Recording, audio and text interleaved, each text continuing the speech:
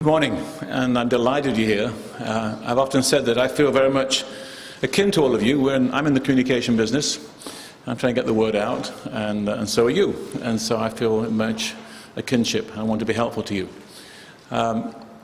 Today, as you've heard, is the investiture, installation, if you are coming from a sort of fancy background, enthronement, all these kind of fancy words. Basically, I'm being appointed to my particular task. I was consecrated a bishop in the Church of Nigeria last August, and today I'm actually sort of formally beginning my work.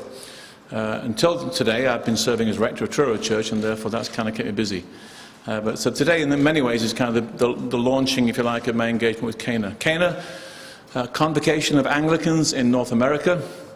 Basically, it's a way for us who feel very much our kinship is with the wider Anglican community to continue to do so, and to be faithful Anglicans at a time when the Episcopal Church clearly is heading in a very different direction. So frankly, we're here to give people the freedom of choice, the choice to remain faithful Anglicans and to live out their faith in the rich way that is, not simply just going to church, but actually making a difference in the communities, caring for the poor, reaching out to those in need, and living out what we believe the Christ-like way is in a vibrant way, an attractive way. And so that's what Cana is about. We want to frankly move on from all the controversies, and I trust that your questions will not go back to those too much, but really to get on with the work of being an attractive witness for Christ and showing people indeed how we can live holy, healthy lives. So that's my goal. Today really is a celebration. It's really a time to be an encouragement to all the various folks. We have about 30 or so congregations of people scattered across the country. About a third of them, I think, I've guessed, would be ethnic Nigerian congregations, folks who came here from Nigeria. Many are now American citizens, but still want to worship and to belong to a church that reflects their core values. About another third, and again, don't hold me to the precise numbers, I'm doing some rough dividing up, are churches in Virginia. And you are aware, indeed, of the challenges that those churches are facing. Indeed, are facing some lawsuits that are going after them rather aggressively. And then about another third, slightly less, of congregations really scattered across the country, people who have decided indeed they want to be a part of Cana and what we're about. One of my joys and opportunities to bring together all these kinds of different people in a way in which we work together in a very deliberate way. But also we see ourselves as part of the global church, and that for me is one of the exciting developments I see, is that in many ways the kind of globalization came to church. We're actually connecting with Anglicans around the world, and very much connecting at a heart level and a vision level, and that really allows us to really live that out, I think, in a dynamic way. And so I'm looking forward to seeing how that all unfolds, and to see this partnership that indeed really goes around the globe. So that's what we're here for. It's a celebration, and we're looking forward to it. The service will start properly at 1 o'clock, but we have what we call call to worship, where is a kind of preparation time. And I'm trusting that by that time Archbishop Beckenhall will show up. He's on his way, but not yet arrived. But he will be presiding. He's asked me to preach, which is a little unusual. Normally those who preside do, but he said it's for Cana, and I want you to kind of proclaim your vision. And so he's been gracious to give me that opportunity. And the service will start about 1 o'clock. Now I'm hoping, because I know all of you like to get out of these places fairly quickly, that we'll be through in 2.5 hours. So my goal is to be out by 3:30, but don't hold me. It appears that Nigerians love to take long times to dance and to sing, and so we may actually not make it out at 3:30, but that's the goal, and then we'll be able to be on our way. So, welcome and questions. Yes? Could you identify yourself so I know? Jill, good to see you again.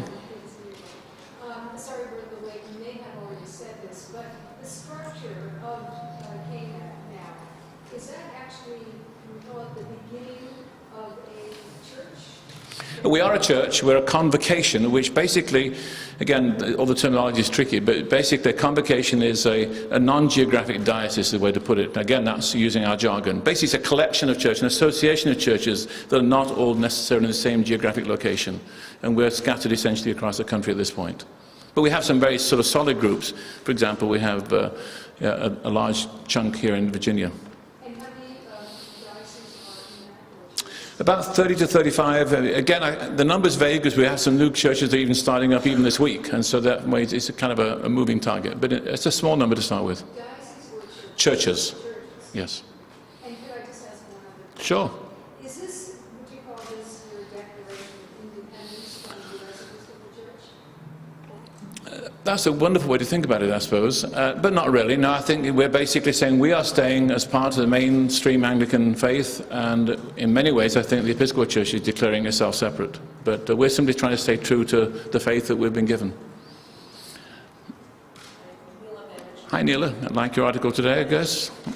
Well, it has to do with that, in the sense that the Archbishop of Canterbury is going to confirm that he wrote to Archbishop Aguilera asking him not to cancel this. And I guess the question is, how does that affect anything here today? So, the Archbishop of Canterbury has been asked to remain on a lot of matters, and he's refraining. The fact that he's taken this step indicates that there's a level of concern about what's happening, about Yeah. Well, Neil, I think, first of all, lots of speculation about a private letter is not always helpful. I mean, the fact the letter was written is clear, but what's in it no one knows. It's private. But his spokesman did say, his spokesman hasn't seen the letter, he couldn't provide us with a copy because it was back. again, I think it's very clear to me that the Archbishop of Canterbury is in an impossible situation. He's trying to pull together two irreconcilable truth claims, and that puts him in an impossible situation. And frankly, he's got an impossible job, and I understand that. It will not make any difference to what we're doing today, however. Okay, yes? Kallsen, AnglicanTV. You may not know this, but the Queen of England is on the shores here in Virginia. I know, she timed it just to be with us at the time, and I think she's coming. Have you heard? No. That's a joke. Okay, those are the rumors. No room. Don't you dare, Kevin. Is there any coincidence going on here between your timing and the timing of what happened here 400 years ago? Oh, no. Kevin, you're just stretching too much. I think what I would say, there is something interesting, however, because it seems to me that Anglicanism came to this country 400 years ago, and we're trying to reclaim that in a very dynamic way. It's also intriguing to remember that when it first came, there was not always great support from England at the time. You may remember your history. So who knows? For me, it's simply, we're trying to basically reclaim that sort of vision for Anglican faith, and we live it out. But the Queen sets her own schedule. Yes, sir? Tell me again your name? Adam. Okay, great. You mentioned that the Episcopal Church is moving in a different direction, and you moving in another one. Can you expound upon that? Adam, that could take a long time, but I think the whole Windsor process, the whole Windsor report, basically the American church, it seems, want to move to a less sort of, shall I say, the unity of Christ is an issue for many of them. They want to move away from that to where the scripture is less authoritative, where individual experience seems to be far more central than the kind of revealed truth. Lots of different ways. But I think in many ways the Anglican community itself has said that. They said that the Episcopal Church is heading in a direction, and indeed invite them to come back. And the question is whether they will or not. Yes? Hi, Carrie. You have had reparative therapy programs in the past, and I'm wondering if you plan to expand that into the ministry of Kallsen. You need to help me. I'm not a therapist. Reparative therapy? No, I'm not sure what you mean. It's basically where you take someone who's gay and lesbian and you try and teach them the Bible and basically use scripture to get them out of the I've never been involved in that kind of therapy. What I've been involved in is praying for people to see their lives transformed. And for me, that's true for everybody. It's not focused on any particular person, but indeed realizing that the scripture's there, and indeed the Spirit of God can transform people, all people, including me. So I've never had that kind of focus program in the way you describe. Yes, Mike. I'm interested, Mark, in your summary of the legal situation. Tell us kind of in 3 parts. What was it you did with the Diocese of Virginia for about a year? Why did that break down? What is the situation now? Again, I love Mike's questions. There's enough there for 3 hours of conversation, but let me try. Mike, the first thing is that we actually had recognized that we could not follow where the Diocese of Virginia and the rest of the Episcopal Church were going. We communicated that in a respectful way, and over many months with Bishop Lee, he understood that. We actually put together with him various task forces to find a way to what we might call achieve amicable separation. That process was underway. We followed it to the letter. We actually even wrote our ballots the way they told us to, and everything was done precisely as asked. And indeed, they actually appointed a property commission to work on some property settlements that would allow us to move on with our ministry while the diocese could continue with its. Unfortunately, on January the 18th, the diocese decided to dump the whole process and indeed to go to court. We were much distressed by that. We continued to ask them to come back and to mediation and to conversation. It's interesting, the primates of the Anglican Communion who met in Dar es Salaam made the same thing. They said, stop doing this. It's not a good witness. It's not a way to do business. Indeed, Bishop Jeffrey Shorey actually was part of the agreement to say we should not entertain any more civil lawsuits. She seemed to have forgotten that when she got back home, and indeed is continuing to pursue those suits. The suits are essentially claiming that we are illegally occupying our own properties, a rather bizarre suit, and one that I believe we will indeed be able to defend ourselves against. Right now, there were 23 individual suits that were filed, both the Diocese of Virginia and the National Church. We asked that they be consolidated because many of these are small churches. Indeed, what is even more difficult is that many of them actually took on individual vestry members, volunteer leaders who simply were serving the churches and now are named suits. And for many of us, including myself, I've never been served before. And it's kind of bizarre that the first time I engaged with the civil law process is through the presiding bishop. It's been consolidated at this time. May 21st is the first hearing. Judge Randy Bellows will be presiding, and it'll be in Fairfax County Court.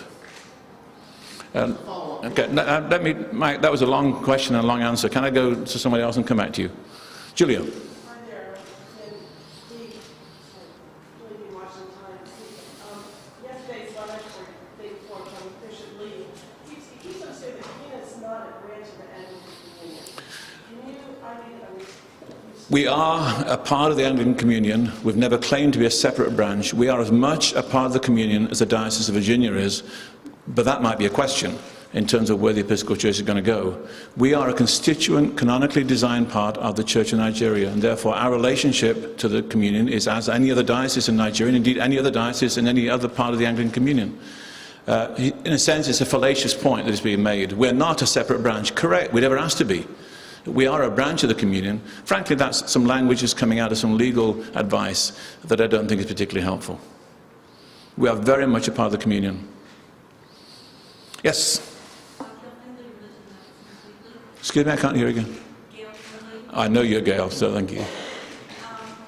You're not the only group that has separated itself from the Episcopal Church in this country. What makes you different from the others? I think something, first of all, timing.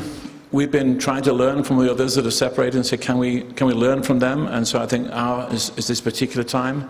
Also, I think we've come to the recognition that indeed the primates are right, that some kind of separate structure is needed. And so I think we've got a more of a structural base for that. I think it's also been very much our intention, I think, is to really be part of the kind of the global communion. So therefore we have Nigerian folks in leadership, and so we're therefore much more of a multi-ethnic presence. And I think it's basically a function of where we are right now in the time of the church. I think it's very clear to us that we simply cannot go where the Episcopal Church is going, and therefore some kind of separate structure is needed. And so we're building with a structure in place that we can build upon. But we're working very, I knew that was the next question. We're working very closely with all of our other partners, both in the network and indeed AMIA and the REC. You'll see some of their bishops here, APA. For those who don't know the alphabet soup, let me tell you, REC is the Reformed Episcopal Church, APA is the Anglican Province in America, AMIA is the Anglican Mission in America. And one thing that's wonderful, by the way, you've noticed, is that lots of folks in this country want to be Anglicans. There's all kinds of these kind of different expressions. And what we're trying to do is to work together with them, and we actually called it a common cause partnership. And so I'm going to bring them together as best as we can. And I serve on that. Bob Duncan, he'll be here. He's serving as the moderator. And so we're working very hard to kind of work together so we're not fragmented and not one more kind of do-it-yourself church, but indeed coming together. Mike, I will come back to you, but I want to make sure everyone who wants to answer a question first gets a chance. Yes? Lilia? Yep.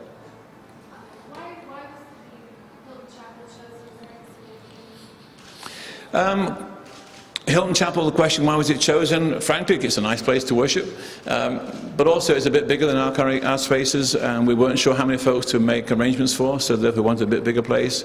And also, frankly, we thought it would be a less problematic in terms of folks who want to see this in some ways as kind of poking a finger in the eye of the Episcopal Church. I'm trying to find a way to say we're not anti anybody, we're trying to get on with the job we feel God's called us to do. So I think it's trying to be just be sensitive. I mean, then that was the idea, and this is what this place is designed for. And the way back. There's a group of lay Episcopalians who propose for a separate or more structured, Anglican structure in America. And I was wondering if Kenya would be that official, formal, separate Anglican structure, or are you planning to work with all the other groups to make that structure? We're working very hard with, as I mentioned, the Common Cause Partnership, and I think we actually have a sort of common theological statement that kind of puts together kind of the basic principles of what holds us together. So I think very deliberately we want to work together. I think I'm going to come back to the second questions. Anyone else for the first questions? Eli, yes. I wanted to follow up on one of the questions that Gail and Lily asked, and that is that do you see Canaan as, I mean, I realize it's early in the process, there's the Dar es Salaam communique that, we're still waiting for the Episcopal Church to fully answer by September 30th and so on, but do you see your organization as the seed of a new Anglican province that might be recognized fully by the community over the next few years? The word seed, I'm not quite sure I'd use. Building block, yes. I think I see ourselves as a building block for that. Seed implies that we're the only seed, and I don't want to do that. But clearly we're going to work together with others. And so I would agree, I'm tracking with you, but I think basically I would say a building block. Yes? The Episcopal Church describes you, speaking broadly, In wonderfully complimentary ways, me as a wonderful person. but let's say the movement of churches away from the Episcopal Church as a minority group, smaller minority group, albeit vocal. Do you consider yourself a minority, a vocal minority? Well, it seems that they're not always sure whether we are a minority or not, because they're mounting the biggest lawsuit they've ever mounted against this tiny, insignificant minority. It seems somewhat inconsistent. Now, I'm obviously being a bit tongue-in-cheek, but the truth of the matter is I recognize we're quite small. The total number of folks in church on Sunday in Cana churches is somewhere between 6,000 and 7,000. That, however, is bigger than 40 of the smaller dioceses in the Episcopal Church. So in one sense we're pretty small and we're beginning. In another sense we're fairly significant in terms of what we're about and the ministries we do. But they do, I've heard the same arguments, we don't count. So I guess if we don't count, why the noise from them? Yes, same questions. What do you anticipate happening on May 21st? First quarter. I'm not a lawyer. My guess is that what they do is they do lots of pre sort of hearings and defining terms, and I wouldn't want to go any further than that. It's just, I mean, I know, for example, it is not the beginning of the court case. It basically is sort of, they have lawyers do all these things, and of course send us bills for all these things, where they actually, it's demurs, is that one of the things they use, and all kinds of stuff. Any of you lawyers? Oh, Tom is a lawyer. What would be a helpful way to describe what happens on the 21st?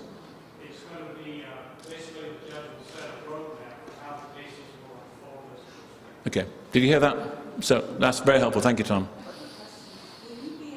That was an answer given as a layperson, right, Tom? Not a representative lawyer. I've not got my invitation yet. So, okay. Okay. Good to see you again. You were saying from the beginning that this is a celebration for you. Yep. And I know that there's some percentage of you that feels that way. But is there some percentage of you that wasn't expecting, to become a bishop? I know you were in competition to be a bishop in the Episcopal Church. So Michelle, we don't call it competition, we call it discernment. okay, but I mean, do you feel wholeheartedly like this is a celebration, or this is not the standard backdrop for somebody to take this off? I find it, Michelle, you're absolutely right. We've talked lots of times. This is very strange. I kind of go back and forth. I never imagined I'd be here at this time in this way. There's still lots of me very sad that indeed the Episcopal Church, which has been my home for 40 years, has gone off the track in the way it has. But I'm also excited. The faith of these little congregations is amazing. I mean, some of the little Nigerian congregations have got clergy that are non-stipendiary, which means they don't have full-time support, and they hang in there, do amazing things all across the country. So for me, I feel very honoured to stand with these congregations that really have taken a huge step of faith and have asked me and be part of this whole conversation, this journey.